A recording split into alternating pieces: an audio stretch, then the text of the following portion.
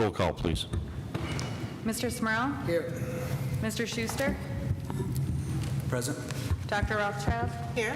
Mr. McAndrew? Present. Mr. King? Here. Please dispense with the reading of the minutes. Third order, 3A, Single Tax Office City Funds Distributed Comparison Report 2022-2023, year-to-date August 8, 2023. 3B, Controller's Report for the month ending July 31st, 2023. 3C, Minutes of the Scranton Firefighters Pension Commission meeting held July 19, 2023. 3D, Memorandum dated August 16, 2023, from the Business Administration regarding a check for deposit from Comcast to the City of Scranton.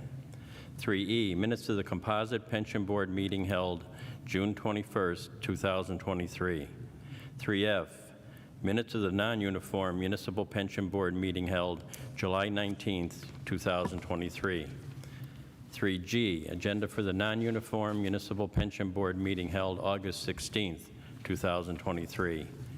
3H, Minutes of the Composite Pension Board meeting held July 19, 2023. 3I, Overtime Report for all departments as provided by City Controller received August 17, 2023. 3J, Scranton Municipal Recreation Authority meeting held July 7, 2023. Meeting minutes received August 24, 2023. 3K, Permits License Revenue Report for the month of July 2023 received August 29, 2023. 3L, Cumulative Permits License Revenue Report for January through July 2023 received August 29, 2023.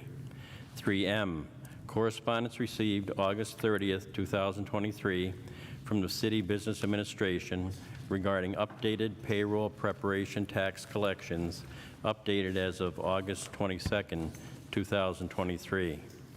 3N, Correspondence received August 31, 2023 from Mayor Paige G. Cognetti appointing Adam Joyce to the position of Acting City Treasurer for the City of Scranton in the Bureau of Treasury. 3O, Correspondence received August 31, 2023 from the City Business Administrator regarding City of Scranton 2022 audit update.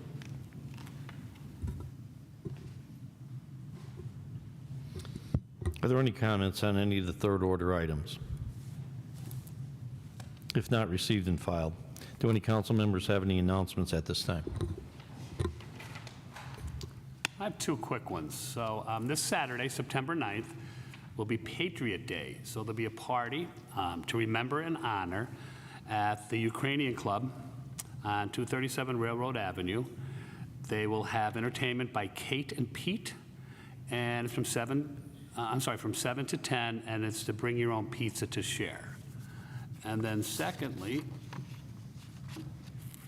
there will be a Lebanese Heritage Festival at St. Anne's Maronite Church, Sunday, September 17th, from noon to 7, with authentic Lebanese food and pastry, music and entertainment. This is over in West Scranton on 1320 Price Street. And that is all I have. Thank you, Mr. McAndrew. Anyone else? I have a couple of announcements. First off, I'd just like to say one of the reasons I love the city is that there's so much to do, especially over the warmer months. And so there were a lot of events and plenty of things going on over the summer that I was happy to be able to attend and go to. And there's a lot of things, too, happening within September that I'm excited about. But I'm just going to mention a couple that are coming up, not this weekend, but the following weekend. So Saturday, September 16th, there's going to be the 7th annual Welcoming Scranton event. That's going to happen at where they have the Southside Farmers Market off of Cedar Avenue. And that's going to be taking place from 10 a.m. until 2 p.m. And they'll have entertainment, food. That's a nice one and a good time to be able to go to. And then also that day is going to be the West Scranton Fall Festival, and they have a lot of things planned for that day. The first part of it starts off in Clover Field, and that's from 11 to 4. and they're going to have tons of activities, really family-friendly art activities, music, magic, bounce houses. Sounds like things that my daughter will love, so she'll definitely be going. And then the second part is going to be at Allen Park, and that's going to be from 6 to 9 p.m. at night. And so they'll also have live music, fire pit, games, s'mores. So tons of things to do that day in Scranton. That's all that I have. Thank you. Thank you, Dr. Rothchild. Anyone else? I think I'd be remiss if we didn't announce the annual bell game this Saturday between Scranton Knights versus the West Scranton Invaders. So that's usually a great football game against two great rivals in our two great city high schools. So hope everyone is able to get out and see the bell game on Saturday. And that's it at this time. Fourth order, citizen participation. Joan Hodowanitz.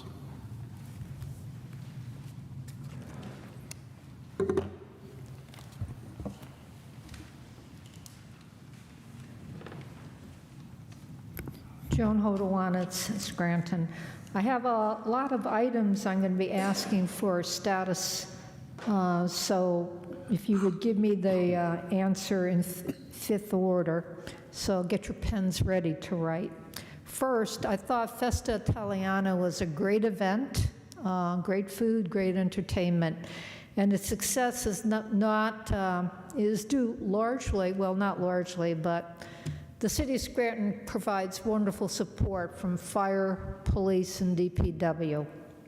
But I will tell you that these garbage cans that are downtown, a lot of them need to be emptied on an almost daily basis. There's one by the Chancery on the corner of Wyoming and Linden.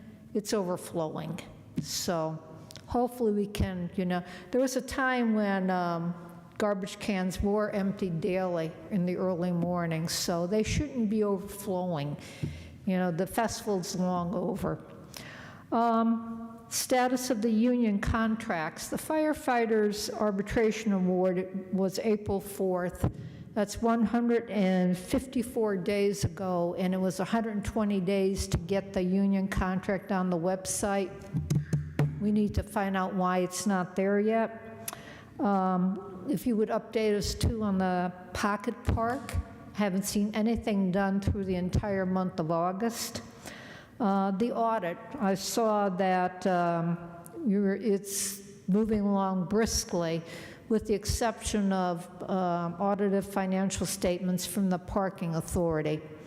I looked at all of the past audits, and beginning in September of 2012, when they went into receivership, that was the end of audited financial statements for the parking authority. So I don't know whether or not you're going to get one by the end of September. The only way really to ensure that the parking authority starts providing them is the next time people have to be appointed, the mayor needs to appoint someone who will provide audited financial statements. There hasn't been any since, for audit year 2011. So they're just thumbing their nose at the city.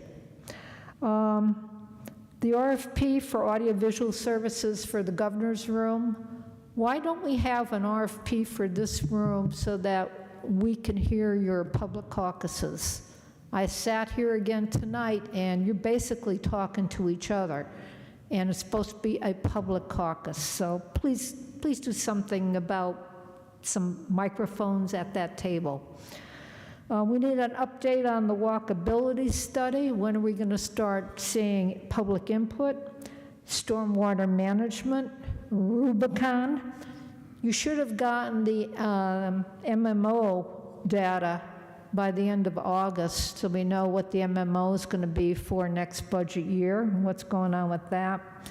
Capital budget, I was happy to see that mentioned Naog Pool and Weston Field Pool. However, no capital budget's going to work if there's no plan for long-term maintenance. That's why this building is in the condition it's in, and Naog and Weston Field. Item 5L, Safe Streets and Roads Grant to improve pedestrian safety on Lackawanna Avenue. Is that the same thing on page 13 of the capital budget, the pedestrian and traffic safety initiatives on Lackawanna and Mifflin Avenue? The numbers are close, but not exactly the same. 1.925 million for 5L from the capital funds and 1.975 million from general funds for page 13 on the capital budget. So we don't want to have duplication of effort, but maybe those things are the same. The payroll tax figures, I'm still curious about why for the second quarter we had only $115,000 for this year, when last year we have $556,000. Maybe the numbers haven't flowed in, but we're in the third quarter already, so we should have second quarter numbers pretty good. Thank you. Thank you, Ms. Sotowon. Gail Stanis.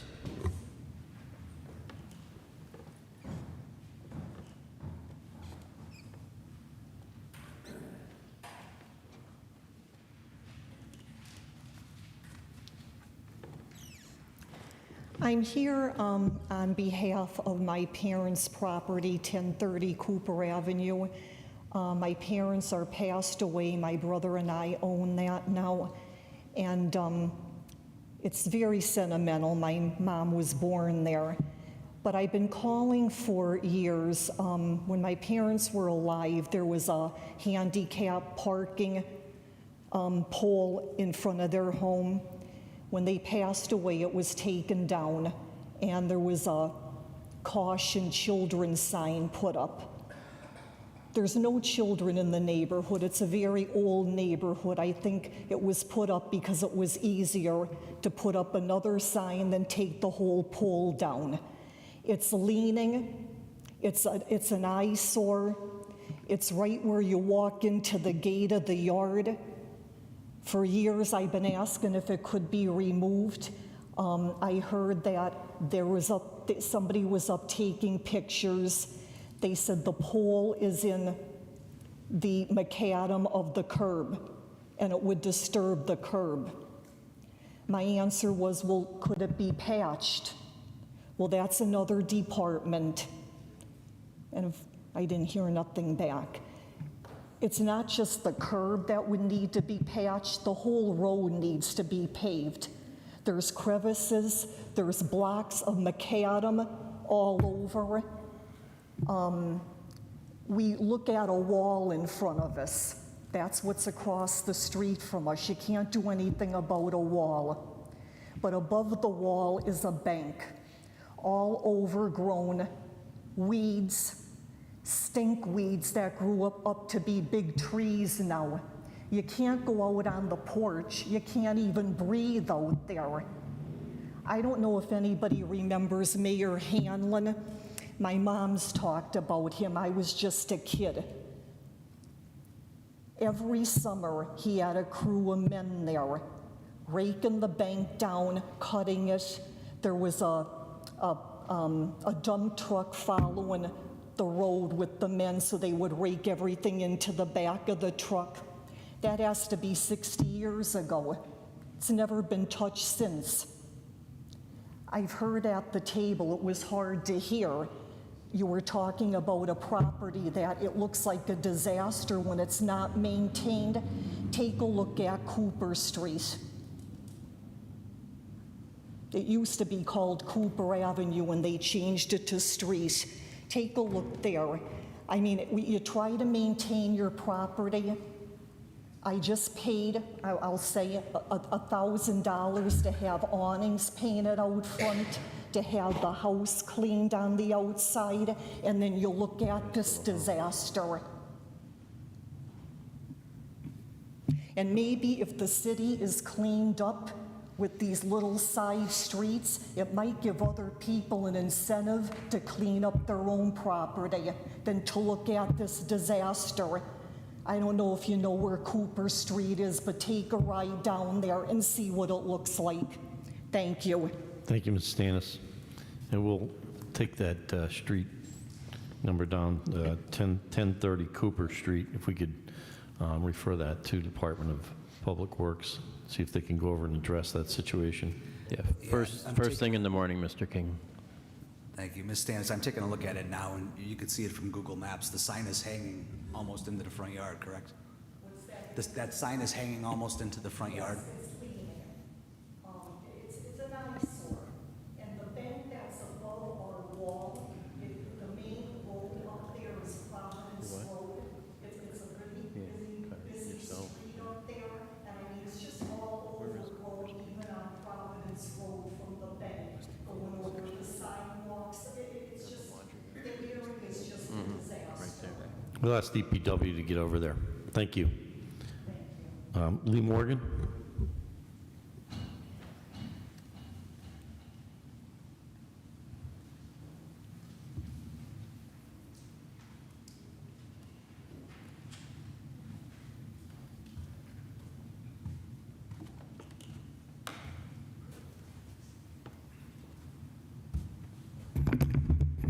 Good evening, Council. Lee Morgan. The first thing I have here today is that, I'm glad to see that the sale of the Scranton Times has taken place. It's nothing personal with them because, and every time I put my name on the ballot, I believe they endorsed me, so it's not a personal thing, but they've done such a terrible job of investigative reporting what the residents are saying at these meetings. And there's a new owner. Maybe they'll go to Naog Park and find out how the $300,000 water slide was taken down and who voted for it and how that happened. And I think the residents of the city, I've been coming here almost 40 years now, and I think the one thing that the residents in this city don't realize is this city is in complete financial collapse. And it's been politically mismanaged almost all of my life. Grant money is squandered everywhere except where it's really needed. We've created a Department of Licensing and Inspections who goes out and harasses people in the neighborhood. We have blight everywhere driven by the council who has allowed the Department of Licensing to condemn homes for reasons that just don't make any sense because they're using a building code that the city homes were never designed to meet, and the council knows it, and the mayor knows it, because it has to do with federal money.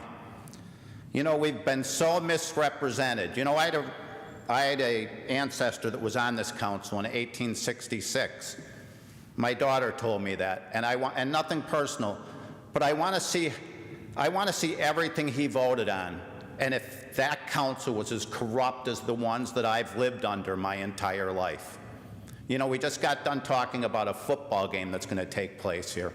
When I was a child, it was the Scranton Tech Central game, okay? And you saw what happened to Central. I mean, it was just a joke, and everybody understands it. And now it's Lackawanna College, and it controlled a whole city block. And the reasons they gave for closing it were just beyond ridiculous, just corruption. I watched a video from a local contractor today on YouTube who talks about cement finishing in the trades and how to do certain things with masonry. And he got right to the point about licensing and inspections, not here, but everywhere he's ever been.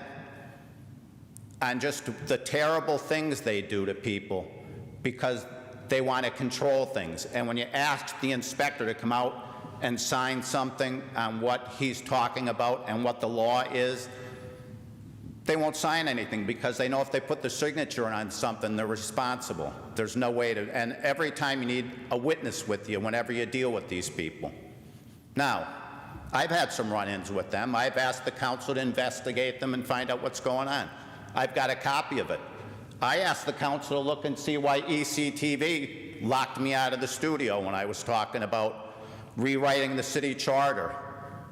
You know, the Scranton Times, Chris Kelly criticized me for being a do-it-yourself journalist. But after 40 years of time and sitting in this city and watching the corruption swirl around me, I wonder, where was the Scranton Times? And we've elected one council after another, and the big thing is, we've got a plan.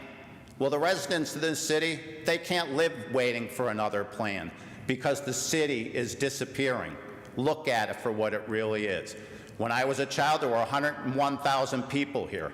Your own pool study says there's 76,000 people here. There's no leadership in this city. The mayor, nothing personal against her, but she's not leader material. Look at the departments. Look at the department heads quitting. Where's the leadership? Where's your leadership? What's happened here to our city? Why don't you take some responsibility and change something? Thank you, Mr. Morgan. Virgil Argenta.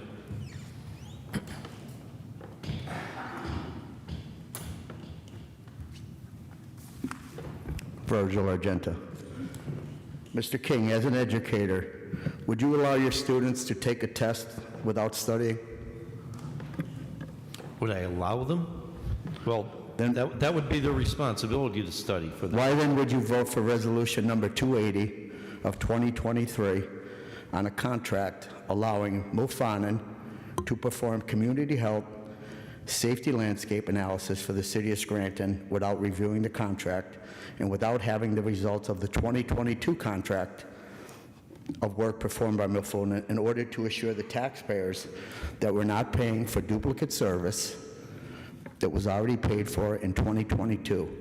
You voted yes to spend another $75,000 of taxpayers' money without the facts. Mr. King, you also voted by phone on this issue, correct? I would like to recommend tonight that when you are away and unable to attend meetings, you table the vote until you can be here in person. In all fairness to all, voting by phone in 2023 is very questionable. When your colleagues are away and unable to attend the meeting, they don't call in. You're elected to personally attend the meetings. Be here. City of Scranton taxpayers, water bills have been an issue lately.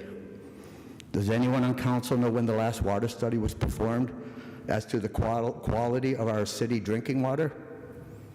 I would like to request tonight that city council members request the Pennsylvania American Water perform a water study and make the public's findings. I received a right to know request from number 4764 of the many right to know requests that I have filed over the last several weeks regarding maintenance and upkeep of city-owned properties. It was denied for the following reason.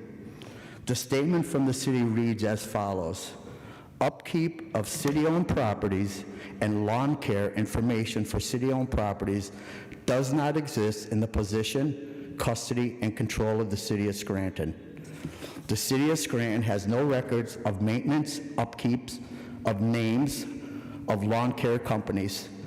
Then if the city of Scranton has no records of who, how, or when city properties are maintained, how exactly are we enforcing and going after city residents and out-of-town landlords who don't maintain their properties when Scranton has no idea of who, how, or when their properties are maintained, and if they are even maintained? I have time. Another right-to-know request that I had filed and got a denial for. Right-to-know request number 4765 on city vehicle take-home vehicles, and by who and for what reasons. The city's response is: record of list of city employees or list of vehicles used or taken home by city employees does not exist in the possession, custody, or control of the city. Seriously? How do we track fuel consumption? How do we know where these cars are being used? And I can hope that maybe I could get a response next week onto the questions. Thank you. Thank you, Mr. Argenta. Jennifer Pitts.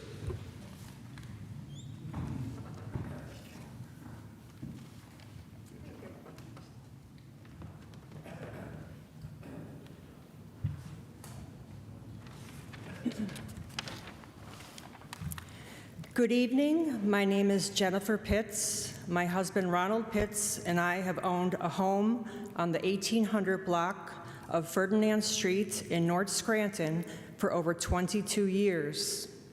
I am here tonight to show you the deteriorating state of our street and ask how this situation can be resolved. Several of our neighbors, along with myself, have made many calls to the city for years. More recently, on July 28, 2023, I dropped off a 16 by 20-inch poster of our street to City Hall for the mayor. On July 30th, 2023, I emailed a video of the street to Miss Erin Shea, whom suggested I email the video to hers. I also emailed the video to all the Scranton City Council members, Scott, I'm not sure if I'm pronouncing this correctly, the DPW worker, Pietrafase, and Jeff Horvath from the Scranton Times. Mr. Horvath recently wrote a story in the Times about upcoming streets to be paved this fall. The only responses I received were from Mr. King and from Isaiah from Scranton 311. Mr. King forwarded an email he received from the DPW director saying he could not promise that it would get paved. He would make sure it is on the list for fall 2024. Isaiah from Scranton 311 said he notified DPW of the state of our street. The conditions of our street have not only caused damage to personal vehicles, but have also raised concerns for delivery vehicles, the U.S. Postal Service, and DPW workers who travel our street.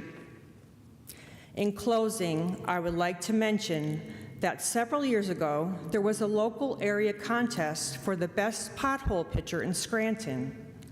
I recall photographing my young son playing with his green plastic army men and toy trains in the deep holes on our street. While my son is currently almost 25 years old and is serving his country, he is a first lieutenant in the United States Army, currently deployed to Eastern Europe, and our street is still not fixed. Thank you. And this is a picture taken in July of our street, and it has since gotten worse.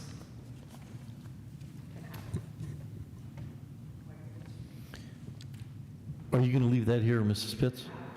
Okay, thank you. We will contact DPW and see if we can get that addressed ASAP.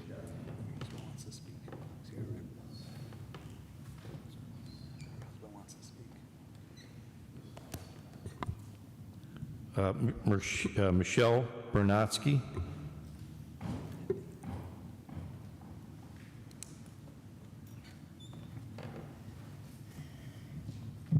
Hello, my name's Michelle Bernatsky, and I live at 1847 Ferdinand Street. So, Mr. Schuster, maybe you're able to pull that up on Google Maps, and you can see there how the potholes are. And as Jennifer alluded to the fact that our vehicles are getting ruined, we've had flat tires. We've recently had our driveway paved, and our driveway is actually getting washed away. And I understand several years ago they said that we would be on the list, and that was in 2021. So now it is 2023, and now we're not going to be on the list until 2024. And I have called numerous times. They probably know my name by heart. You know, this is Michelle Bernatsky, and our road needs to at least fill the holes. I understand that, you know, funds are, low and paving areas, but I've seen many roads that have been paved that didn't even exist like ours with holes. For instance, on Rouen Avenue is the next street down. That was paved and milled, and one day we got excited, well, it was over a year now, the milling truck came up and pulled right by our yard, and I'm there, oh, they're gonna do it, they're gonna mill the road. Nothing happened. They turned around and a lot, and they went back down. So if someone could even, any of you could even take a ride up there, you'll see what we're talking about. And I know I've called several times, so if somebody could please address this. And DPW has been called numerous times, and nothing's happened. So, thank you.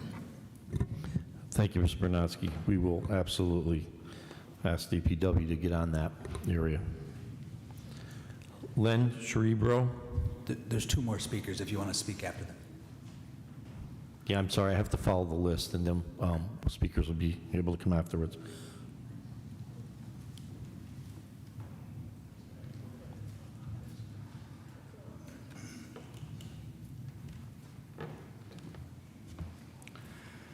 Good evening, Council. Lenny Cerebro, Kaiser Valley flooding area.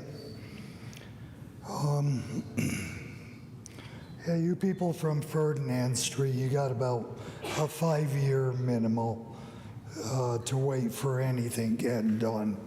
I've been here, we're almost at 10 years now, and here we are talking about the flooding again, you know. Geez, I'm just wondering, whatever happened to a study that I know was done about 2 years ago in the Kaiser Valley section there, the really bad flooding problem. Can somebody make that known about the study that was done? I know a study was done. You know, and now, right near where I live, the north-south road there, man, they're doing all kinds of construction. All this new stuff is going in. Buildings are already done. The bus company is adding a huge addition on. The only thing I can figure out is, where is all that water going to go now that all the foliage has been cleared away and it's all big business? It's going to empty into Kaiser Creek. Kaiser Creek ain't going to handle it. So I'm wondering about, you know, codes and whatever is going to happen with the flooding problem. Kaiser Creek is just a little creek. You know, now all this big business, not to mention the big business that's there already, but all that foliage is being cleared away. I'm just wondering what kind of problems are coming up, you know, and nothing has ever been done about the flooding. You know what, I do want to say, you know, after hearing everybody talking today, you know, I even feel guilty about giving some kudos to the DPW. But geez, it took a long time, but finally I saw a street sweeper coming down the road. You know, he cleared it up.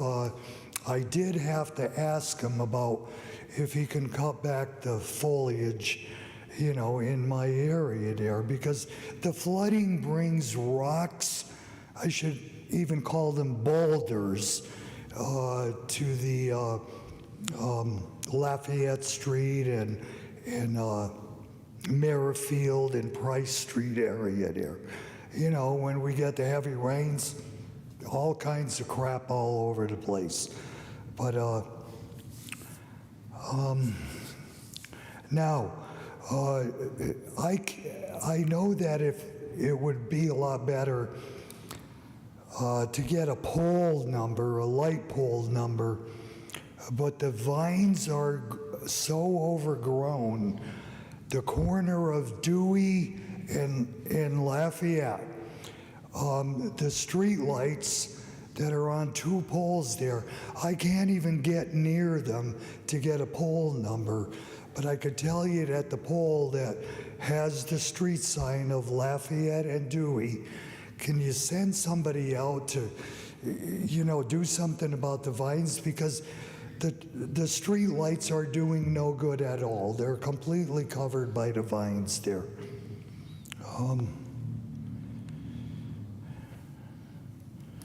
Bear with me a minute. Yeah, so the flooding, you know, they were out there about a month ago, engineers and DPW, talking about the flooding problem there on Merrifield. I'm telling you, the neighbors, their driveways are literally washing away. One of the neighbors, even they have to go in somebody else's yard to get out of their driveway. That's how bad the flooding, you know, is causing problems, or that's just one example. But I'm really hoping that I can find out about that study for the flooding area there of Kaiser Valley in the very near future. So, Mr. Cerebro, tonight on our agenda is the capital budget, and included in the capital budget, there's a piece on the Kaiser Valley stormwater that the design is going to be done for 2024.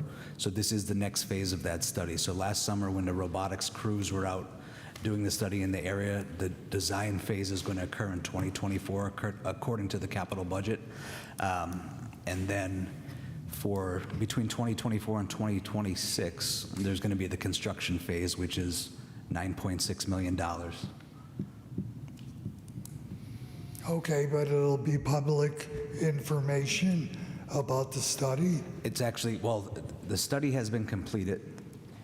You may be able to request a copy from the administration, but this is included in the capital budget tonight, so it gives a little blurb on what the plans are. But for 2024, it's the design phase, and then 24 to 26 will be the actual construction phase. Okay, thank you. Thank you. Thank you, Mr. Cerebro. Tyler Day.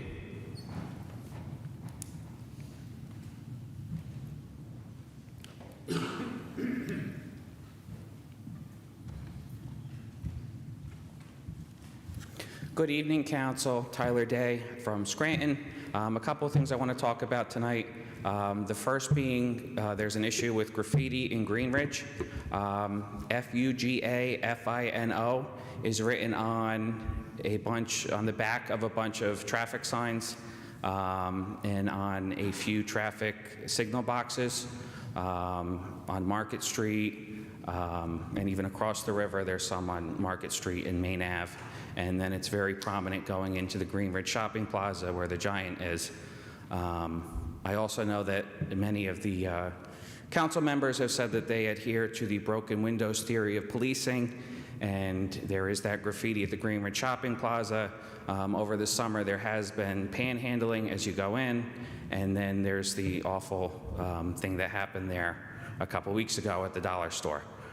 So I think until that's cleaned up, basically the broken windows theory of policing is that bad things that are little lead to bigger things. The second, I guess, I don't know if I'm understanding this correctly, but at the last council meeting, there was a conversation on homeless encampments in the city, and one of the council members said, with regards to the homeless encampments, quote, the police, they're handling it in the best possible way, that they're not targeting people, but they're just working to address when crimes or complaints are brought to them. And at drug prevention and trespassing, you know, people are on private property, so those issues they are working on to address, and not, you know, they're not going to just kick people out of their tents or take away their things. Am I understanding that correctly, that if these encampments are on public property and they're not causing a nuisance, that that's acceptable now in the city? I know that's in other parts of the country, there's issues with that. There's open air drug use, it's not a good situation. I personally don't want Scranton to look like Oregon or New Jersey. So if there's a little bit of clarification that you can offer, should we expect to see homeless tent encampments throughout the city, or am I misunderstanding that? Thank you. Thank you, Mr. Day. That exhausts the sign-in list. Is there anyone else who would like to be heard? Sorry.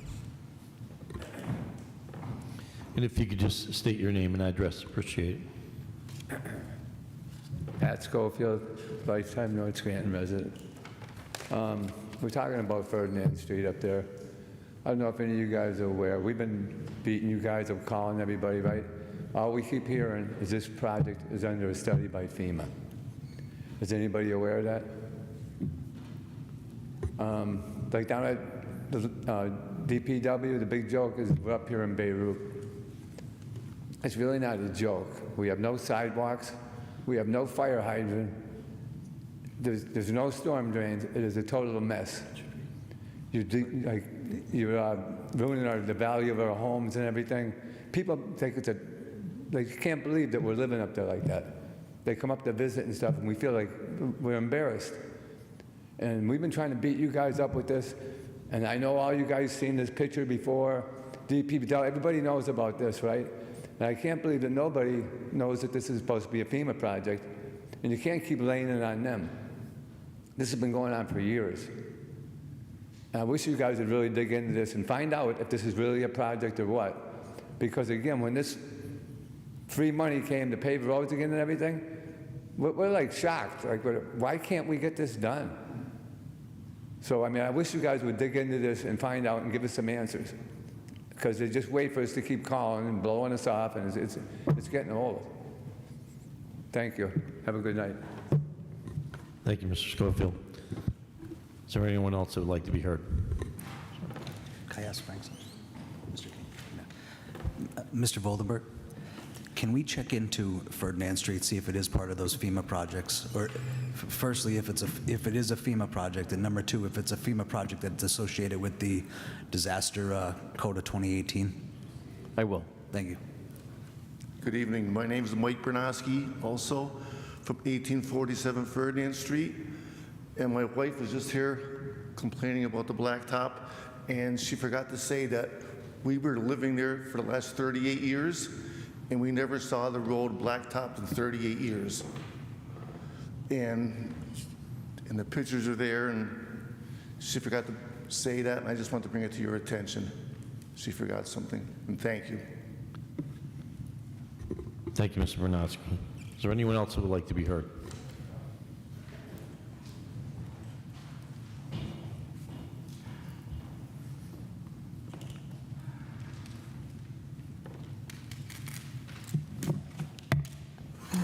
Marie Schumacher, East Mountain of Scranton. I'd like to start off with one thing that is a potential liability for the city, and certainly critical for a person or a person's vehicle. Just before Seymour Avenue on East Mountain Road, or 307, I guess it's called there, there is like a sinkhole. There is, it's not on the road, but it's right next to the road. And somebody, probably DPW, I guess, has put a white paint, a semi-circle around it. But Ms. Schumacher, is it on Route 307 or is it on Seymour? 307. 307, okay, thank you. Yeah, as a matter of fact, there's the building that's there. If you just look at there's a number 9 on the corner of the house. That's where it is. But you know, if you pull into Seymour Avenue and walk down there and take a look, you'll see it's a sinkhole, really. If anybody, and people do walk, because I know there's. Sometimes I stop and give people rides home going up because it's dark out and they can't see these things. And it is a big hole, and the grass and soil underneath it is falling down into it. And it really needs to get fixed. I don't know if they need a drain there or what, but that's why we have professionals. But they need to get to it before somebody gets hurt. And then street signs.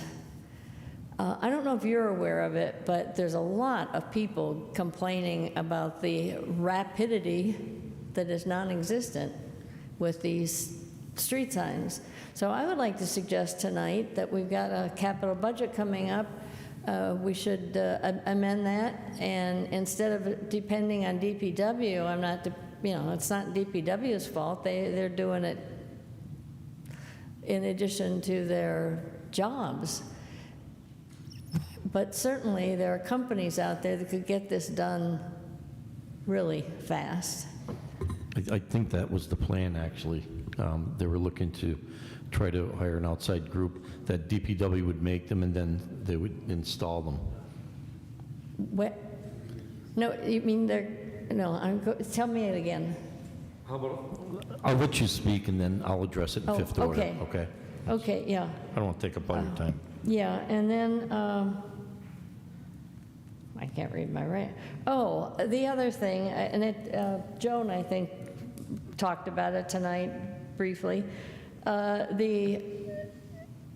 Linden and Wyoming Pocket Park there, that is nothing short of pitiful.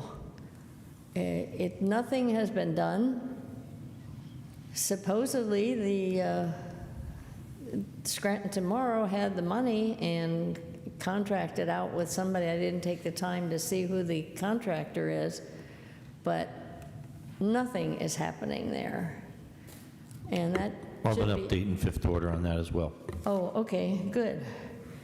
Okay, now going on to things that aren't going to hurt anybody.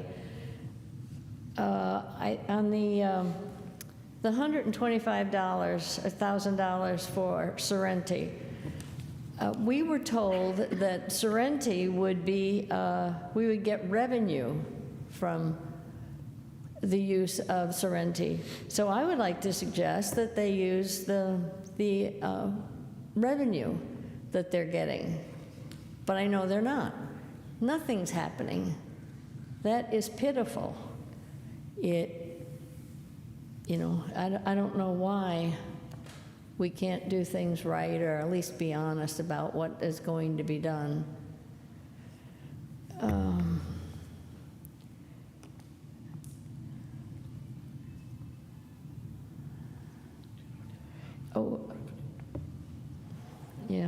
Let's see, on L, we've got a $2 million, yeah. I think I need to go to the eye doctor. But $2 million seems too high for 5 corner safety improvements. But I also would like to know how much of that is actually safety and how much is beautification. More money dumped into downtown. And I'm willing to bet that it's very little. We already spent a large amount of money, a very large amount of money, in just the 500 block of Lackawanna Avenue when Mr. Doherty, when Mr. Doherty was mayor. But I'll be back next week. But that is something, I'd like to see some details on that before I can believe it. Thank you. Thank you, Ms. Schumacher.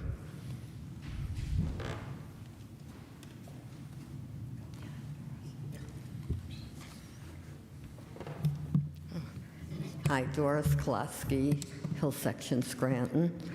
First of all, I would like to make an announcement that there will be an event at Naog Park starting at 4:30 on the night of September 23rd. It's the Light the Night Walk for Leukemia and Lymphoma. If anybody's interested in seeing it, there's a festival and there'll probably be some basket sales and stuff like that. Okay, now what I came for was, it feels almost trivial when I hear about Ferdinand Street, but I'm still looking for those the corners to be cut down. Olive Street corner and on Colfax Avenue at the 600 block. There's now another one if they come out to finally do that one. There's also one on the corner of East Gibson and Colfax Avenue on the 700 on the odd side of the block. I don't know the address. I took it upon myself to call DPW, and now I'm even more confused when I heard these people from Ferdinand Street speaking, because the person I spoke to at DPW told me it is not their job to cut down the corners or even the paving, that the city of Scranton contracts that stuff out. So, I mean, if we're calling DPW and they're not the ones that cut the curb down, we have to find out. I did write a 311 on it this week. Whether it went through, I don't know. Sometimes it spins around, and I'm not sure that it got submitted because I didn't hear anything back. The only other thing I'm going to mention tonight is when they were talking about the street signs. I know Norma's been talking about it a long time. I had to go to Kennedy School in South Scranton, and I didn't know where it was. And I was following my directions last Friday night for an event. And as I went, and I'm reading the signs in Southside, a couple of them were nice and bright and shiny, and few of them, you couldn't even make out the letters, let alone what street it was. So I guess it's been talked to death, but I figured I'd mention it. Okay, that's it. Thank you. Welcome back. Thank you, Ms. Kolowski.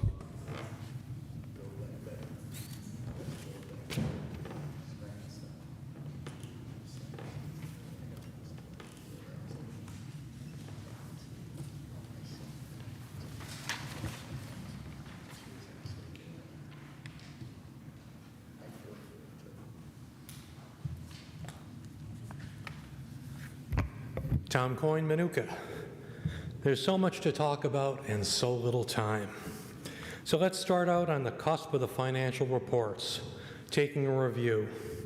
When Kyle Donahue was the president of this body, I pointed out the electric car grants needed scrutiny prior and after accepting the small grant for a portion of the cost for 10 electric cars and charging stations. I questioned, as did Councilman Schuster, where the remaining 90% would come from. I stated here in this body that I heard the remainder would be pulled from the Recovery Act. I was told I was wrong. Do not believe everything I read or hear, and yes, that's exactly what happened. Looking to the original approval of the use of Recovery Act funds, it was set up on Council's stated desire and the administration's guarantee every expenditure would come back to Council for approval. It seems that part of the fiscal policy was forgotten as it became a free candy shop for all. You were told multiple times in this forum when questioning officials that the Recovery Act money could not be used for Naog Park's pool.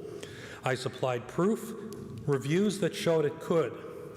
But you did not believe the proof from the federal agency who audits the funds presented to you. No, you relied on the former OECD director's assurances that you could not, and to wait for the final ruling. Well, we know that you can use it, so either they lied or they were incompetent in their job.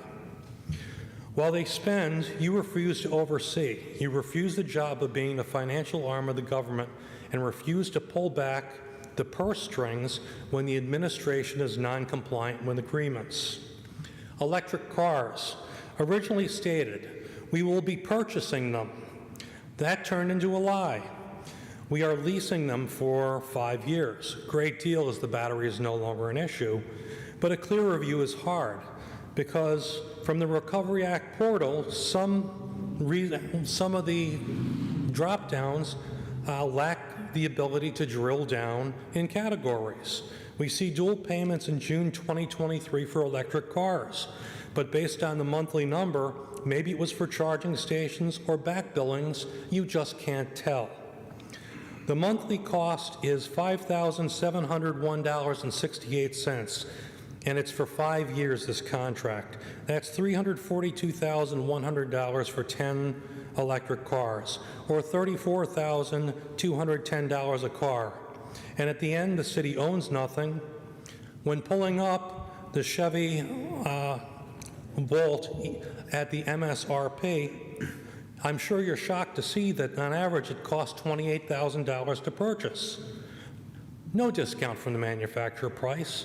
So in the end, we get no cars, we get no resale, we pay $34,210 for a $28,000 car. So we pay an extra $6,210 or $62,100 for 10 cars. That's just short of equal of 3 additional cars.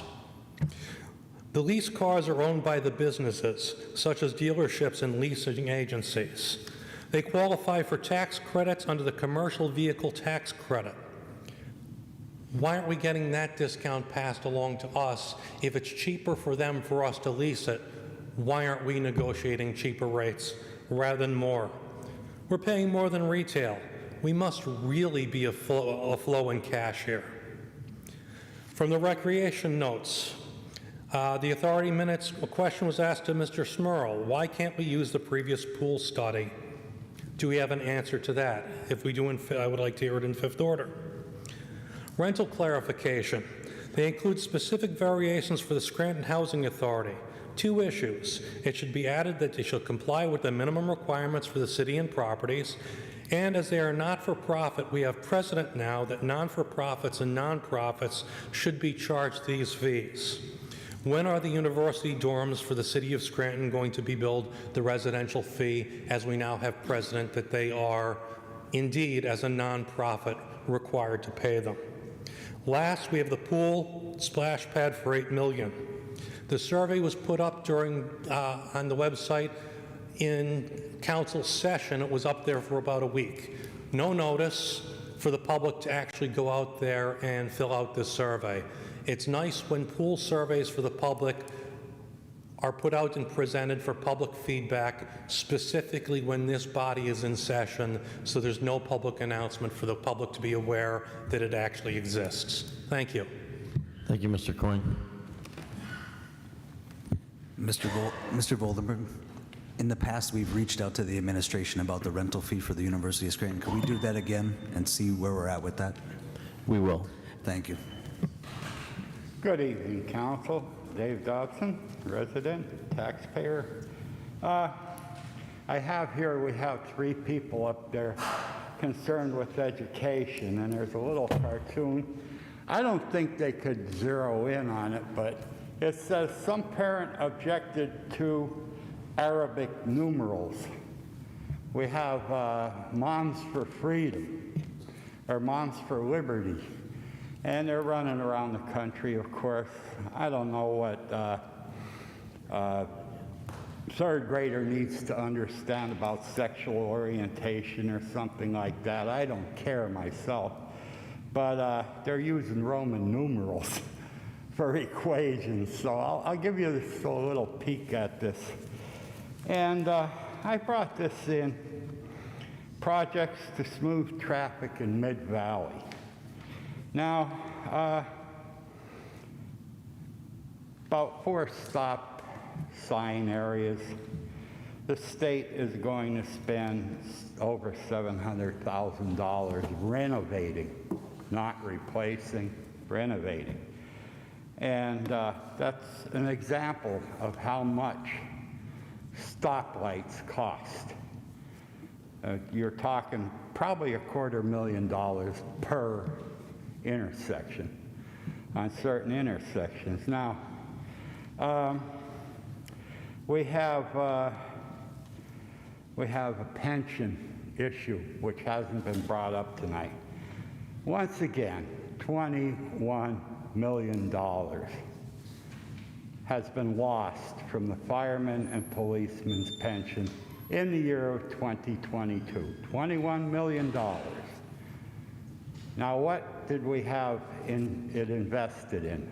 I think it's about time we seriously consider dragging these people in, the pension board, in for a powwow and find out what this is all about. And I also did a little reading on it, and it's a basket of securities. Well, just recently, Mr. Bankman was remanded to prison because he was witness tampering. Now, Mr. Bankman was involved with digital currency. Of cryptocurrency. And when something like this happens, I start getting a taste of blood in my mouth, like I'm chewing on a nice, big, fat, rare steak. So, I mean, I'm piping mad about it. Our taxes doubled over 10 years, and here we go again. And by the way, the sewage plant was sold, and my water bill is $153 for 2 people. And we didn't water anything on our lawn this year. We had plenty of water. Almost every other night, we have an outburst from the clouds.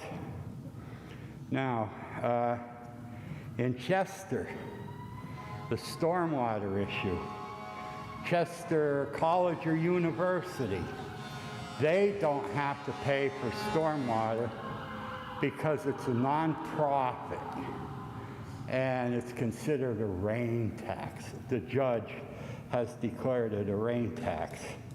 How ridiculous can that get? You know, impermeable surface is impermeable surface, and we all have to pay if that's the way it is. And getting back to traffic, Mulberry Street. As I rode up there and showed Missy last night, some people stepped out from Mulberry Street without pressing the crossing signal. It was in the college area. And I noticed that we had period lighting years ago. Well, it's all covered up with trees now, so if you line it all up, you cannot see a person standing on there, on that side of the street. On top of it, there's overhead lighting. I hope we're not paying both bills through the city. I really do. For ornamentation, that gets overruled by planting trees later. I mean, it's about time that tax exempts start to act like the guests they are. Guests. They're not, you wouldn't have your aunt moving in, coming for vacation, and criticizing everything like the commercial they had on TV. The aunts are here. We bought a house, but we got aunts. Thank you, Mr. Dobson. All right, I'm going to drop this off. You can return. Is there anyone else who would like to be heard? Serious problem with bananas dipping in the school list up there.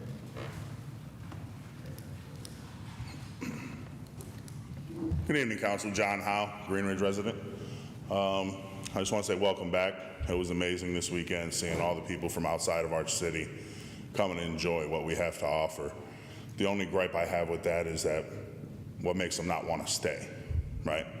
Everybody will come and enjoy our food and our hospitality on Courthouse Square, but how many come to West Scranton to the Lebanese Festival? How many come to St. Anne's? A lot, but you know, you get the point. Nobody really comes to the neighborhoods and wants to stay in this area. I live in Green Ridge on a corner where my children walk to school, to the school bus, and nobody respects stop signs. And you'd think that it would be the students going to Marywood. It's not. It's our own neighbors. Just last week, my kids started school, and my wife and my 2 kids were in the middle of a crosswalk, literally crossing Richmont to get to my steps. And a person making a right-hand turn looked at them as if they were crazy as they almost hit them inside the crosswalk. My children and my wife are already halfway through. I've put this in to the hotline last year. I don't even let my kids play in the front yard now, just because I'm just worried about maybe there's an accident and I have no fence there, you know, that pops up on the curb and strikes one of my family members. So if we could try to get a little presence out there just to, as a deterrence, to try to follow, I mean, even if they're not going to stop, at least do a rolling stop. I'll accept that. You know, as long as you're just not flying through, because it's pretty ridiculous. Also on the deterrent side, I was at Scranton High School's game this past Friday. Was able to de-escalate a situation from happening on school grounds and tried to explain that these children don't want to fight off of school grounds either, because fighting is going to get you nowhere. You're going to get arrested. You're going to go to jail. Needless to say, there was a fight in the middle of the street, and they said, we don't care about the cops. We don't care about going to jail. So when the police officers finally show up, I'm like, okay, well, now you're going to understand what it's like to get handcuffs put on you, and you're going to go to jail. You're going to get arrested. You're going to get charges filed. No. Give me your name. Mothers were even fighting as well. Stopped in the middle of the street, threw it in park, and were throwing fists over my head, trying to hit the other teenage girl. And nobody left in handcuffs. Where's the deterrence? They don't care. We're just going to fight, and we're just going to get here's my name and date of birth. There you go. Maybe they're going to follow up afterwards, but I'm scared straight. Handcuffs on, sit in a holding tank until you see a magistrate. I know we don't have a juvenile detention center anymore and things of that, so you can't really, we have nowhere to really hold them, but just that cold steel where you're locked behind that cage and you don't have mommy or daddy to help you. I think that's a good enough deterrent for our school-age children. I think that we do a good job as parents for the most part. And I also believe that it also is a 60% parental issue. That if your children feel like it's okay to fight in public with disregard for human safety and authority, then what are we doing? We have to be leaders, and we have to step up, and we have to take that role. I put on my security shirt. I worked security for years. I don't get paid. I don't walk around acting like I'm going to stop somebody or kick somebody out. Observe and report. Dads need to get together. Moms need to get together. And we need to get down there and just be vigilant. I heard this happening in the stands before it even transpired outside. I knew what was going on. But it just wasn't, nobody was picking up on it. Deterrence. We're a great city. We're going to continue to be great. We're going to continue to progress. And it's just the little things. Like they said, the broken window policing, right? It's the small things. It starts with our children, goes to young adults, and future leaders, taxpayers, and hopefully people who want to stay here. That's all I have. Thank you guys for coming back after break. Let's get a good job done this year. Thank you, Mr. Howe. Is there anyone else who would like to be heard?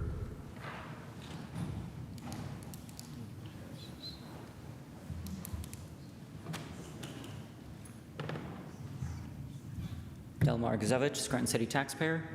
A lot of discussion tonight about needing road repair, and that's an inevitability of driving.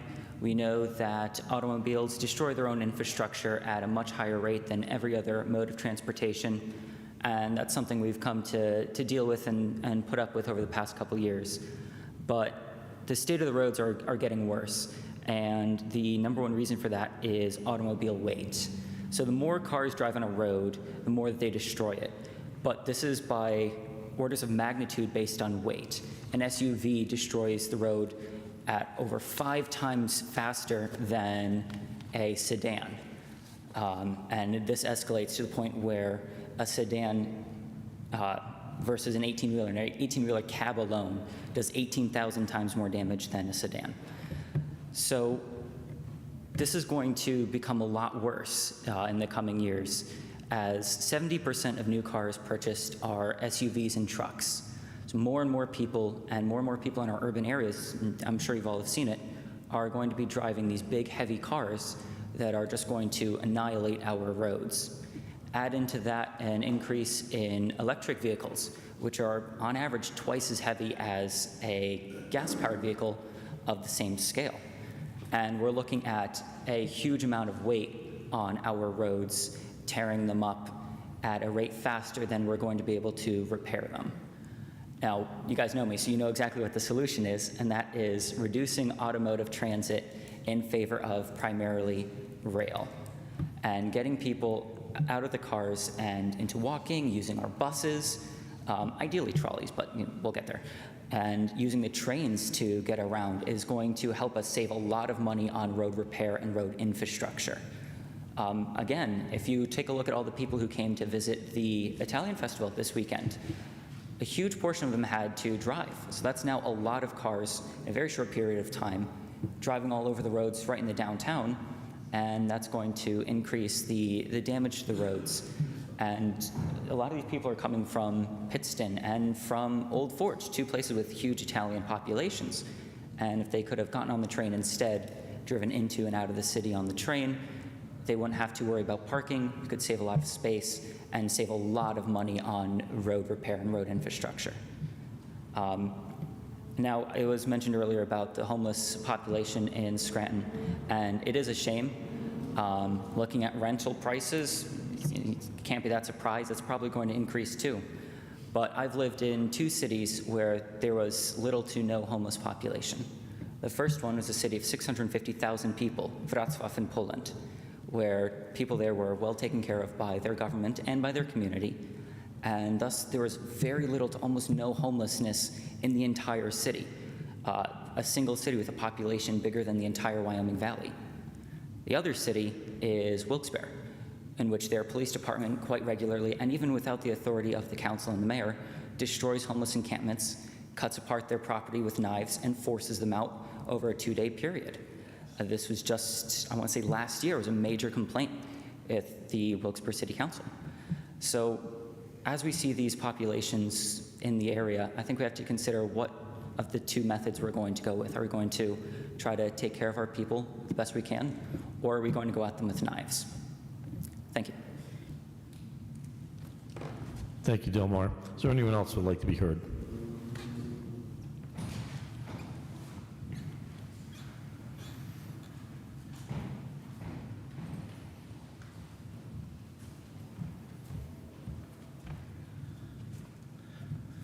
Hi, I'm Rick Little from Scranton, 420 Adams.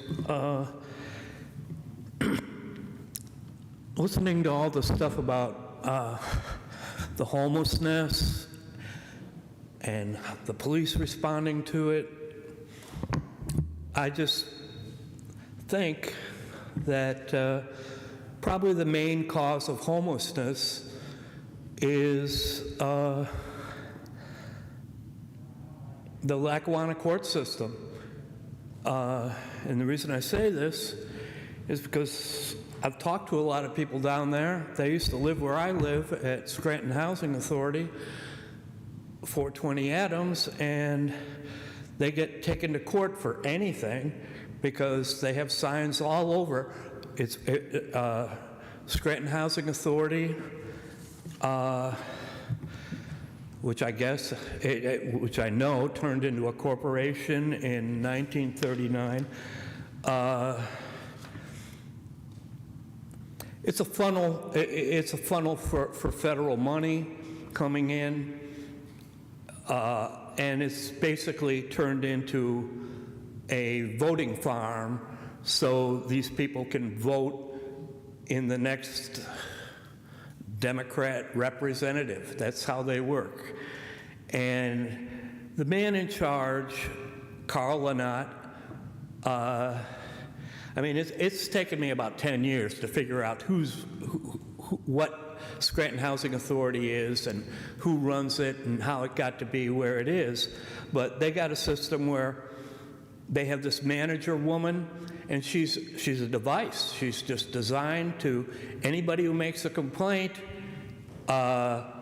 Their philosophy is the tenant is always wrong. There's no tenant members on anything connected with it, although they do use a lot of tenant members, giving them the food for the poor and stuff and special privileges. But if you're on the wrong end of the stick, you don't get maintenance, you don't get anything, you get litigation, and they send you to the magistrate court. And the big problem is there's no records. I mean, I did a right to know to find out who works at Scranton Housing Authority, and we don't have any records before 2009. That's the year I moved in there. And so I go to Discovery, Judge Carmen Menorah in Lackawanna County, wait 4 months to get my hearing. And just for the Times Tribune, if you want to look at the transcript of that, it's CV 2023 case 1522, and he's chiding me. I say there's no certificate of occupancy in the whole building, because I've tried to get Scranton code enforcement in there. It's a criminal racket, or in Pennsylvania, it's a corrupt organization act thing. Pennsylvania has its own, RICO Act, like Georgia now. And I'm looking at the news, and it's the same above it as below. But this guy, the executive board, they're hired by Scranton, but nobody in Scranton seems to know. I'd like to leave this picture. This is a picture of the Hotel Marquette at one time, and even the Historical Society is all messed up about it. And they're saying, oh, this building was razed, knocked to the ground in 1962. It's still there. It's Scranton Housing Authority. And the problem is the heavy lawfare that's going on. They hired a DA. They have Pat O'Malley as a security guard there. Many of these people are making six figures, and we're having a housing problem. And now we're complaining about the police dealing with them. Don't you think the DA knows all the police and the people that they hire? And it's a little army of elderly hate. And most of the people there, they'll just vote. It's a voting farm. In fact, we vote in Washington West and a number of other of these SHA buildings. But somebody has to go over there and see if they're operating as a legal HUD landlord under 24 CFR, because they are not. Nothing's posted. Thank you, Mr. Little. Nothing's right. Is there anyone else who would like to be heard? Fifth order, 5A motions.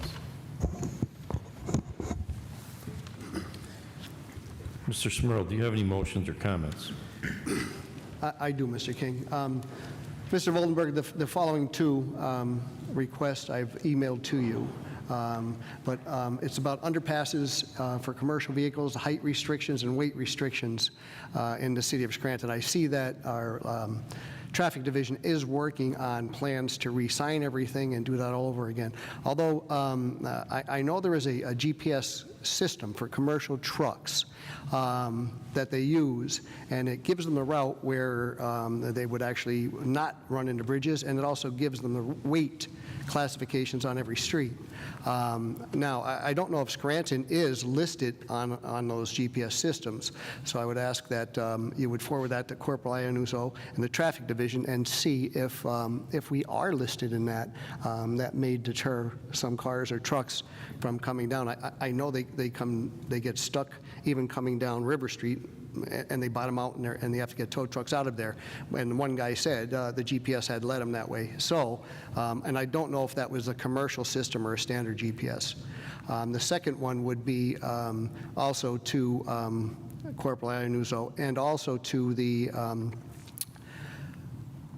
licensing and inspection. The 800 block of Pittston Avenue, there are 3 trucks parked every day across the sidewalks. I don't know if they've moved in weeks, but you've got to walk into the street to get around them, okay? So pedestrians cannot actually get by safely, and unfortunately handicapped people can't either. They also built some sheds there, and they have electricity into them now too, so I don't know. That would be for licensing and inspection to see if they are built to code or what they are doing there. I see that you sent me the legislation from council that passed, a driveway over there. But in the state of Pennsylvania, it is required that you get a permit from the state of Pennsylvania whenever you need a curb cut on a state road or highway. Now, Commonwealth of Pennsylvania, Section 441.8 had driveway design requirements, and Pittston Avenue is listed from the city line all the way down to Music Street as a state road or highway. So I'd like to know if they have a state permit to cut that and just abandon those trucks there and make people walk into the streets.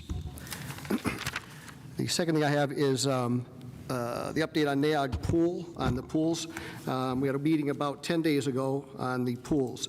We were given all of the requests from the residents at the 3 public meetings they had in Scranton. They gave us all the what people want, what they don't want, and there was a lot of requests, but the one that I was really impressed with was last time there was an online survey done. They got below 200 responses. This one, for some reason, gave over 900 online responses, which is great that people actually show some interest in that. So the next stages will be to choose design for the pool, whether it's going to be a pool or what style, if there's going to be a splash pad there, and what utilities we may need to change or add.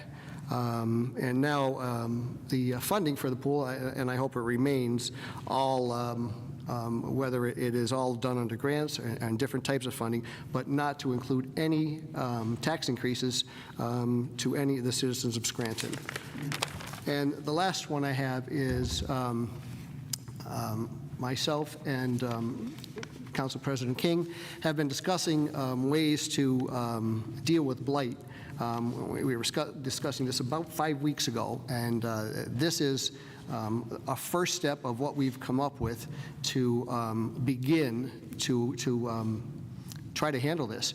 This is a letter to Mayor Paige Cognetti for consideration to the creation of 2 positions, whether it be under the DPW or under Parks and Recreation.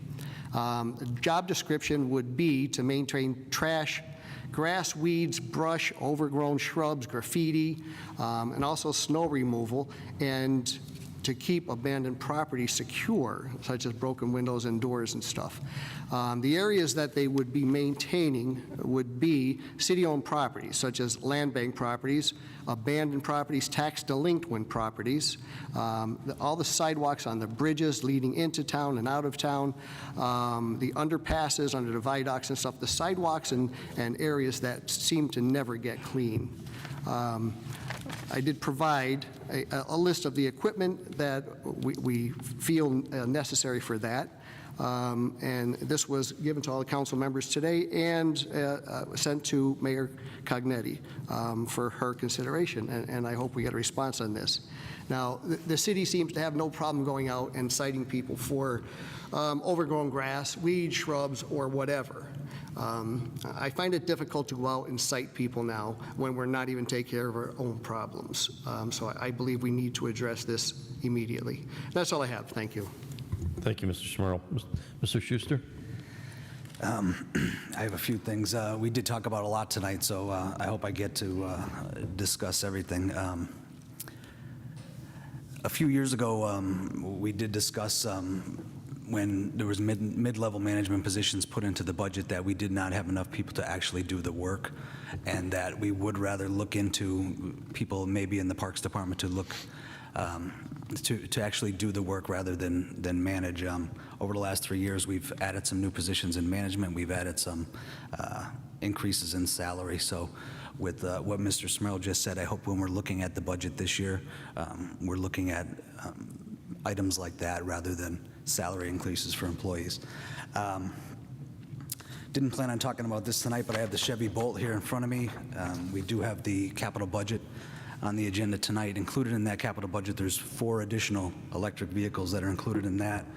And I think in public comment tonight, it was laid out about the costs of these vehicles, but one thing I do want to say was shortly after the city decided to move forward with the 10 vehicles, they were discontinued. So that's something to keep in mind. Some updates, and that's the Chevy Bolt, the model of the Chevy Bolt. We will have an update from Rubicon. Rubicon is supposed to come in on the 19th of September. Is that correct, Mr. Voldenberg? That's correct, sir. Also included in the capital budget is $125,000 for the Sorrenti Center. If we could please reach out to the administration to get an update on the Sorrenti Center. The last time we got a real update, Ms. Cipriani was in, and I think what she had said was the grant funding had stalled. Now, this is over 2 years ago, I would say, and that the revenue that Mrs. Schumacher was speaking about tonight, I don't know how far they move forward with some of those things, but if we can get an update on the Sorrenti Center, because there was $250,000 in last year's capital budget, and there's another $125,000 in this year's capital budget. On that, can we also get an update on our Pocket Park? I'm not sure where we're at, but I did see machinery over there today, which I haven't seen in quite some time, but my fear here is we're getting into the winter months. The concrete was poured, and if we don't get a backfill in there, the work that we've done over the last year may crack over the winter.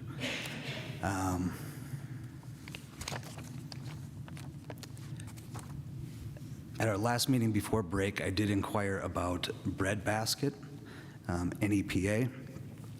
There was money that was in the city budget that was to be utilized for operating expenditures for community centers. In the last report we got, $3,000 had gone to breadbasket PA, and I did state, although I'm sure they're doing a great job, this money was supposed to be allocated towards community centers. Community centers are buildings that the city owns that volunteers are taking care of for the city. They were shut down during COVID. They weren't allowed to be rented, and a lot of them are probably having issues when it comes to funding. And to see $3,000 going into a nonprofit agency rather than our own city buildings was something that stuck out to me. I did get some of a response while we were on break, and it said that breadbasket of NEPA applied as they were working out of one of the city's community centers. With that being said, Mr. Voldenberg, can we find out what community center breadbasket NEPA is working out of? I will, Mr. Schuster. Thank you. We did receive a copy, a motion was made to get a copy of the Mufflehun report. There's a study to be done by this group, and when I looked into the group, it didn't seem that their expertise was in crime, as this study was to crime like they were looking to get into in this study. So it seemed like an odd choice for me. In a letter that was directed towards council, it was stated that the city didn't want to put this report out to council because it may make the Scranton Police Department seem in some kind of bad light. I did read the report. It was a 49-page report. It didn't really have a lot of information in it, but there was nowhere in that report that made the Scranton Police Department in a bad light. It did not say anything about the Scranton Police Department. Mr. Schuster, and Mr. Voldenberg, if you could confirm, aren't they going to be coming in on the 25th of September, I believe? The 26th, Mr. 26th, okay. Correct. Yeah, that's where I was going there. So they will be in. So it is going to be, I'm going to be curious to see where we go with this report. Like I said, it's not in their, it doesn't seem that what they're studying here is in their wheelhouse. But I'm interested to see what they have to say. We also spoke of paving tonight. I'm sorry to say I did not receive that email. When I looked back through, I did have the email, but I didn't get the original email that you sent about Ferdinand Street. But if that's going to be something that we're looking into, and if we could also put on there a very similar situation is that 140, 170 meters of East Elm Street. I know that you got a phone call about it, Mr. Voldenberg, but it's also a section of City Road that hasn't been paved in 25 to 30 years. That's correct, sir. I'll follow up. Thank you very much. We did get an email about homeless encampments on Silex Street. Did we get any kind of an update on that? The police department is following up, and I also contacted the Delaware-Lackawanna Railroad, and their security is following up. Okay, thank you very much. But the encampment is still there on both sides of the tracks. Yeah, from that email we received, I was hoping to, I responded to that, hoping to get some kind of action as that was going to be taken, because it did state the neighbors were hearing individuals talking right off their property, which is... That's correct, right on the property line. Thank you. That's all for now, Mr. King. Thank you, Mr. Schuster. Dr. Rothchild? Yes, so a few things that I wanted to address. I believe one of the speakers might have mentioned it, but I've been receiving complaints about the water bill increases, specifically with the sewage rates. And council had sent a letter several months ago to the PUC, which had approved such increases. And I know that a lot of Scrantonians are hurting from the increases, especially those who might be on a fixed income, like our elderly. And so those are some of the people that are contacting me about it. And mine have certainly gone up in a very large way too, but we can, like, I'm working, my wife's working, we're able to still make that work and pay our water bills, but there are people out there who might not be able to. And so it is a serious concern. I'd like to see what we can do to come together to help address them, if any way. I know there were considerations about a challenge that our solicitor had looked into and responded to. But I have been in contact with our state representatives about it, and also the mayor and her administration. So I'm hoping that we can all work together to figure out a way to help people with the increases, if not fight it, so that we can see if anything can be changed, because I know people are hurting from it. And the second thing that I wanted to bring up, I was going to respond earlier, but I know we had a number of speakers about Ferdinand Street, and I understand that the road that you don't know when the road's been paved.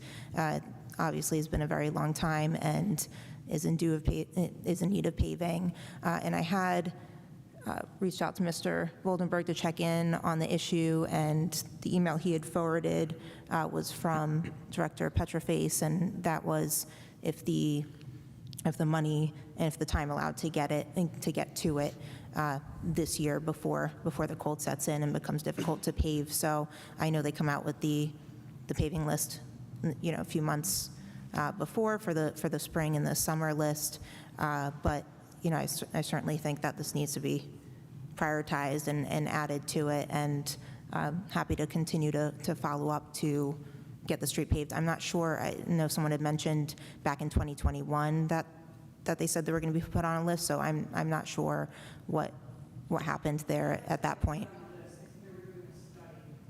Okay, to do a study. Okay, so we can look in to see if there's any documentation on what resulted from that study. Mr. Voldenberg, if we can ask about that too I will, Dr. Rothchild. From DPW, if they have any answers for that. But certainly seems like there needs to be a lot of work done on that street. And lastly, one other thing that I wanted to address that's been brought up a number of times tonight are the homeless encampments. And I understand the public health and safety concerns that people have with the homeless encampments. I know it's certainly a problem along the trail too, where people want to be able to enjoy the trails safely, whether pedestrians or biking. And we have been forwarding the concerns that we receive about the homeless camps and the different locations to the SPD so that they can go forth and investigate them. And I think it was to answer the question is about clarifying previous comments. I know that we had just had, prior to that meeting, we had just had a meeting with Chief Carroll from SPD, myself, and Councilman Smurl, and so some of that information I was relaying as a result of our meeting and what was brought to us. I know that they try to provide resources to those who are homeless. I think that we need more of an abundance of resources within the Scranton area, particularly homeless shelters. We're really lacking in shelters for people. I don't believe the answer is just kicking people out because they're just going to move to another location. It's not ultimately solving the problem. And I know a lot of cities experience the same problems with the homeless population. And so we're not immune to that. I certainly don't want it to become worse, and I want us to find ways to address that. So I'm interested in continuing conversations about that and looking for solutions in how to help people. I know some people might not want to be helped or might be resistant to help, but maybe there are ones there that we still can help and give those resources to. But I think that's all that I have to say on that matter for now, and that's all that I have. Thank you. Thank you, Dr. Rothchild. Mr. McAndrew. Yeah, I got a few. Firstly, excuse me, it was brought to my attention that the lot, which is a parking lot now, was the former Smith's restaurant that I think is being utilized by Scranton Counseling Center for parking. I'm sorry, what? They bought it. Well, the growth around it is horrendous. I was shown a picture tonight, and it's the weeds, and it's very sad to see because of that beautiful new parking lot. So, Mr. Voldenberg, could you please have someone, have the lifts department get over there, or code enforcement? I will, sir.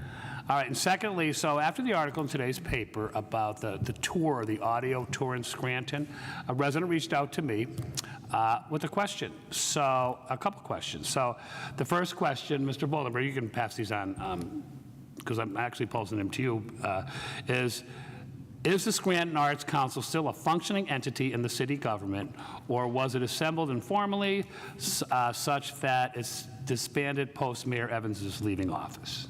So we'd like to know if that's still in existence. Number two, does the city know, and if not, if there is any way to determine how much revenue is brought into the city from just tourism activities? Examples, people from outside the city visiting Scranton for leisure and spending money here. And then thirdly, to tie into this, does the city receive any of the tourism revenue generated from the Steamtown attractions, the Trolley Museum, McDade's Parks Coal Mine Tour, Museum, etc.? Or is it, I'll go to the county. So I don't expect you to write all this down right now, but I will forward it, sir. These questions for you tomorrow. Just thank you. Remind me. All right, so Mr. Schuster talked about the Mufflin report. All right, so that was voted on right before we went on recess. I voted no for it because I couldn't make an informed decision based on the prior report that we had to beg for, that we really didn't know about until that was sent down to us. We literally had to beg for it, so guess what? I got a copy of it. And the new study, I think we're studied to death, first of all. We have enough consultants. I'm not always in favor of having outside groups tell us what to do. We have a very professional police department, one of the best in the Commonwealth. No one's going to argue that. But how this was proposed to us, the second assessment, or landscape, whatever study they wanted to call it, was to help with gangs.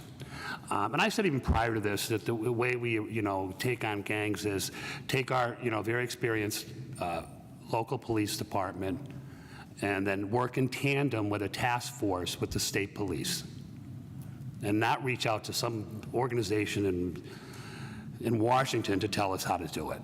I kind of took, that insult to our fabulous police department. But so I got a copy. I got to take a look at it. It is 49 pages of information that at the state level, at the federal level, they were here. We didn't know they were even here when they did this study. Council was not aware of it. I know it was, we participated in a pilot per se, but I took a look at it, and there's some parts that I was disturbed by. So they don't mention gangs at all, right? But they want to use this cruise format that they already did earlier. And it's a data-informed platform to support mayors, counties, executives, city managers, and locally elected leaders to prioritize risk factors to mitigate protective factors against domestic terrorism and extremists. The word gangs wasn't mentioned once, right?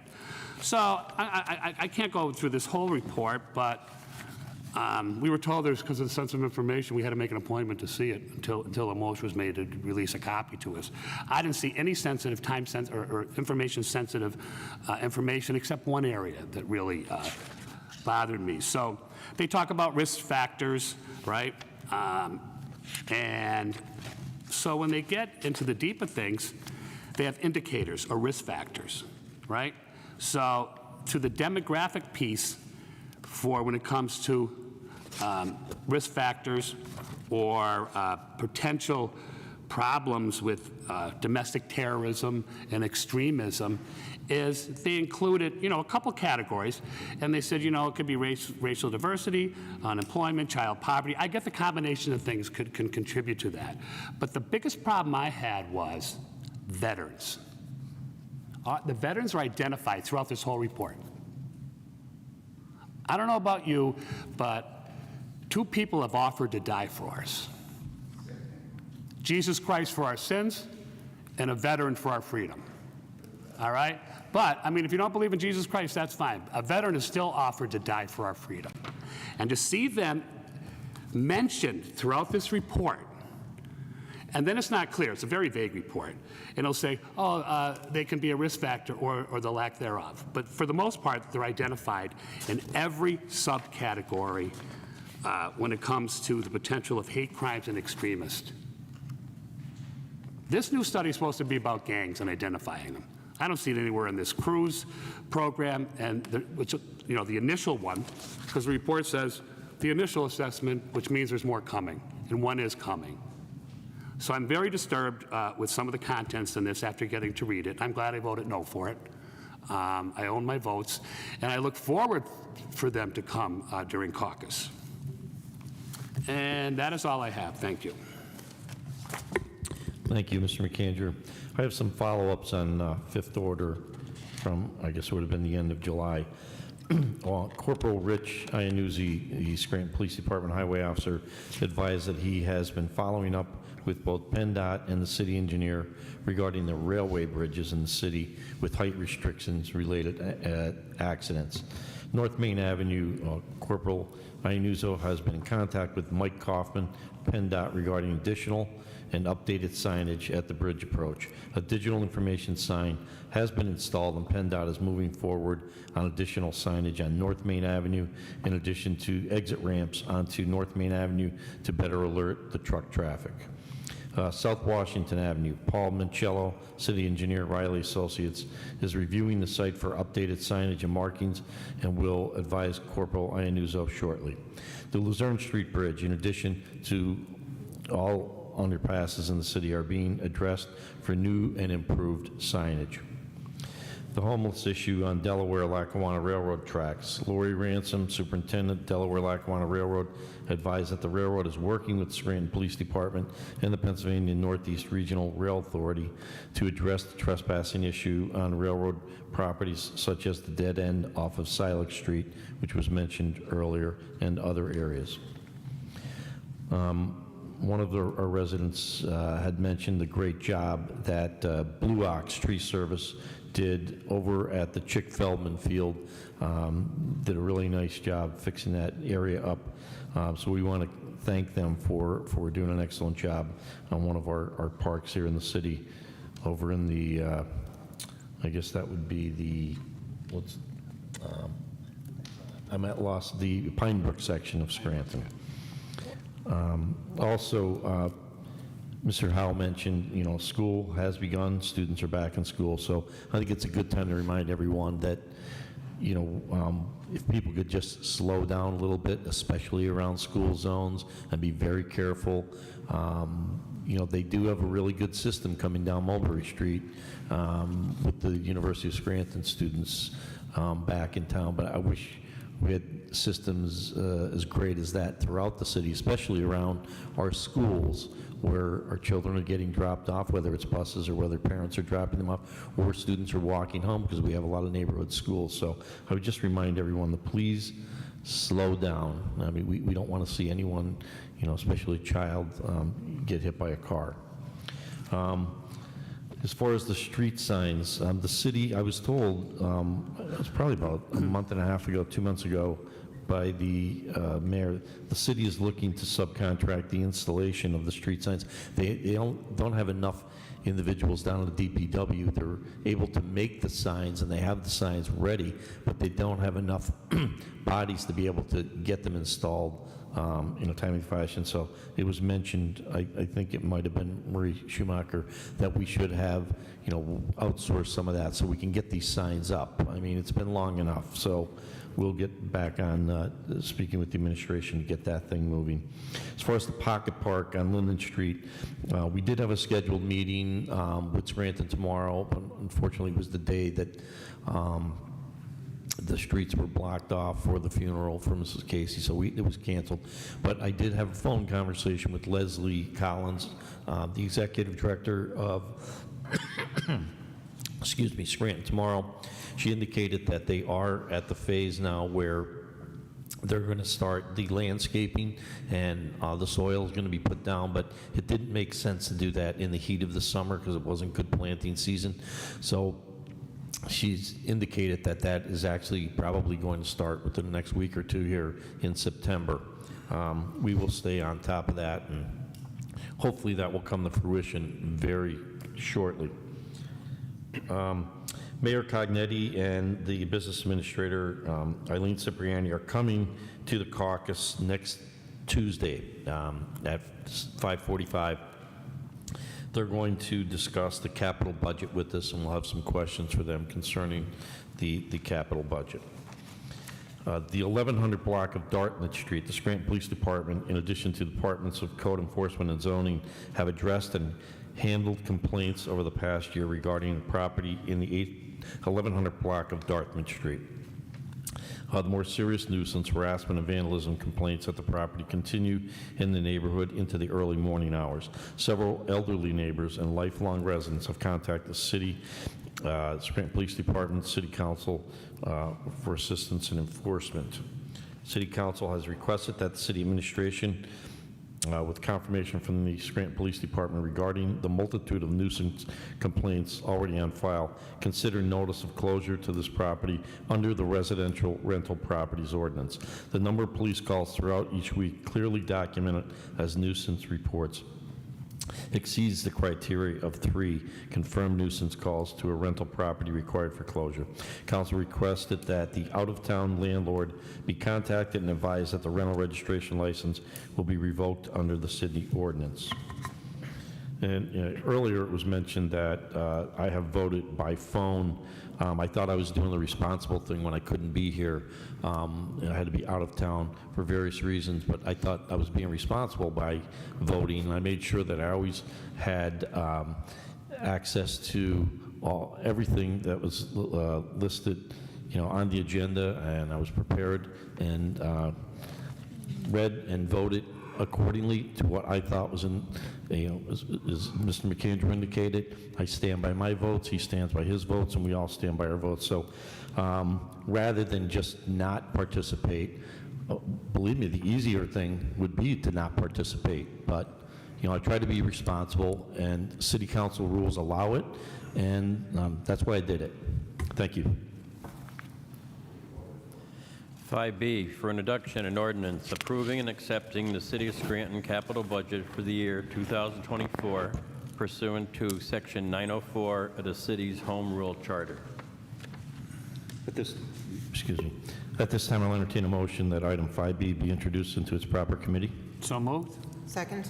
On the question. All those in favor? Wait. Oh, I'm sorry. On the question, so this is the second year, maybe the third year in a row that included into the capital budget, which I rarely have a problem with because included is the police budget, which I firmly support because they need the tools to do their job and provide safety to all of you. Same goes for the fire department. they need the tools and resources to keep us safe and along with DPW to do their services and provide adequate services for us that you pay for in your taxes. But the second year in a row, or I'll just say second because I'm not sure if it's third, is the purchase of a new building that we supposedly need. And that building's, you know, I'm told is next door. So, and that's been flying around for 2 years. And I'm glad that the mayor and Mrs. Cipriani is going to come in and explain that one to me, the need of it and why, because we're in the process now. We finally have, you know, the money to restore this beautiful building. Do we need extra space? I don't know. I don't know the motivation behind it. I need to know that. Of course, I have some assumptions, but I don't want to do that without actually having a conversation. So I will vote to move this through, but we'll see. I hate to vote down a capital budget, but we'll have to have that discussion. On the question, that is one of the reasons why I did ask the mayor and the business administrator to come here next week, so that we can have a discussion and talk about some of the things that were included in that capital budget. So I think that that's important that we do have that back and forth communication, kind of get a full understanding, not only just that particular aspect of the capital budget, but other aspects of it. So I appreciate them being willing to come in here next week to answer some of our questions and to present to us. So also on the question, I know last year when the capital budget was on our agenda, I also had some concerns, one specifically being City Hall expansion. We talked about maintenance and upkeep earlier tonight, and while we're now putting some of that maintenance and upkeep into this building, I don't know why we would expand even bigger, but I'm waiting for the mayor and the BA to come in and explain that. I also mentioned 4 electric vehicles, something else that's on the budget. I will move to vote to move this forward, but I'll reserve my vote in final passage. I do think it's a good idea that the mayor and the BA come in prior to the public hearing, so the public will get to hear their explanations for these things, and then the public will have some more information to go on. And I would encourage anybody from the public to please come and express your thoughts on the capital budget. One suggestion I may have is the next item on our list is item 5C, and it's updates to, it's amending the rental ordinance. Possibly when we speak to the mayor, if we could see, maybe if we have any questions regarding this when they're in for caucus, maybe they could address reasons for amendment with the rental ordinance. Maybe I'm get it sure all. they will do that. If it takes too long, I can understand why we'd separate it, but maybe just a suggestion here. Okay. Thank you. All those in favor of introduction signify by saying aye. Aye. Opposed? The ayes have it, and so moved. I make a motion to authorize the city clerk to place a legal notice in the newspaper summarizing the proposed capital budget and to include locations where copies of the capital budget can be viewed by the public. Second. There's a motion on the floor and a second to place legal notice in the newspaper for the capital budget. On the question, all those in favor signify by saying aye. Aye. Aye. Opposed? The ayes have it, and so moved. I also make a motion that we schedule a public hearing for the capital budget to be held on Tuesday, September 26th, 2023, at 5:45 p.m. Second. There's a motion on the floor and a second to schedule a public hearing on the capital budget. On the question, Like I said, on the question, it's good that the mayor and the BA will be in to speak to this, and I encourage any member of the public that has any input for the capital budget to please come and express your concerns and your ideas. all those in favor signify by saying aye. Aye. Opposed? The ayes have it, and so moved. 5C for introduction, an ordinance, amending the rental ordinance of 2022 to improve administration of said ordinance. At this time, I'll entertain a motion that item 5C be introduced into its proper committee. So moved. Second. On the question, On the question, I'd like to take a deeper dive into this. A couple questions came up in our caucus earlier that I think we may need just some clarification on before we move forward with it. So I'll reserve my vote on final passage, but we'll move to move this forward as of tonight. sure. And I would recommend, Mr. Schuster, if any of us up here have questions that we want to submit to Mr. Voldenberg and ask him to submit to the administration, maybe we can get those answers even prior to next week. All those in favor of introduction signify by saying aye. Aye. Opposed? The ayes have it, and so moved. 5D for introduction, a resolution accepting a donation from Amos Towers in the amount of $3,600 to the Scranton Fire Department to be placed in the Special City Service account as noted. At this time, I'll entertain a motion that item 5D be introduced into its proper committee. So moved. Second. On the question. So on the question, during caucus, I noticed that, these are two very generous donations to the fire department, and they're greatly appreciated. But the account numbers are the same where this money goes, but they're scripted differently. So I just wanted confirmation if these accounts are both the same, or if the number's off, or if it's just a clerical error, Mr. Voldenberg. I'll do that, sir. It's D and F. Got it. One indicates Special City Services account, that's 5D. It's still the fire department. And then F indicates a Scranton Fire Department donation account. So we just need clarification. Is it one or the other? They both have the exact same number as Mr. McAndrew indicated. Thank you. But thank you. I plan to vote and move this forward. Yeah, and hopefully get the answer hopefully it's a first. clerical issue. Hopefully. At this time, I'll entertain a motion that item 5D be introduced into its proper committee. So moved. Second. All those in favor of introduction signify by saying aye. Aye. Aye. Opposed? The ayes have it, and so moved.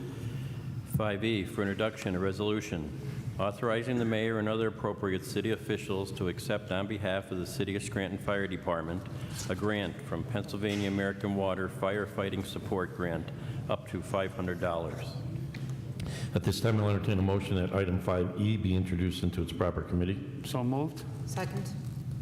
On the question, all those in favor of introduction signify by saying aye. Aye. Opposed? The ayes have it, and so moved.